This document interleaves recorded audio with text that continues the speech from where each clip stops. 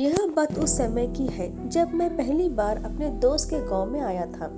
गांव में जाना मुझे बहुत अच्छा लगता है, मगर इस गांव में मुझे कुछ ऐसा नजर आया था।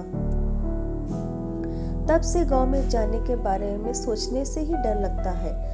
बात उस दिन की है जब हम दोनों दोस्त गांव में पहुंच गए थे। उसी रात की बात है, हमने खाना खा लिया था, शाम हो गई थी। मेरे दोस्त मुझे अपने दोस्त से मिलाने के लिए लेकर गया था। उस वक्त गांव में बिजली नहीं आ रही थी। वैसे भी बहुत कम बिजली गांव में आती है। कुछ खास नजर नहीं आ रहा था। हम दोनों चले जा रहे थे। उसका घर कुछ दूरी पर था। मेरा दोस्त आगे चल रहा था, मैं उसके पीछे जा रहा था, क्योंकि मुझे नहीं पता था उसके घर कौन सा होगा।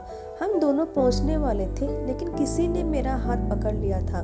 मैंने साथ में देखा था, मगर कोई नजर नहीं आ रहा था।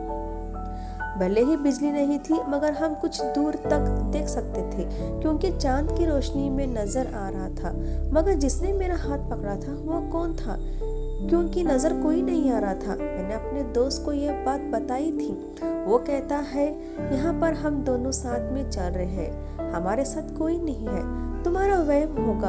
हम दोनों उसके दोस्त के घर आ गए थे। हम सभी बात कर रहे थे, मगर मेरा ध्यान तो उस वक्त में था। इसने मेरा हाथ पकड़ा था। मुझे समझ नहीं आ रहा था वह कौन हो सकता है। अगर कोई होगा तो वह नजर क्यों नहीं आया था। बहुत अधिक बातें मेरे ध्यान में चल रही थी, मगर कोई जवाब नहीं था। कुछ समय बाद हम दोनों वापस आ रहे थे। इस बार मैं पीछे नहीं चल रहा था, क्योंकि मुझे बहुत डर लग रहा था। मगर आज भी वह बात सोचकर डर लगता है।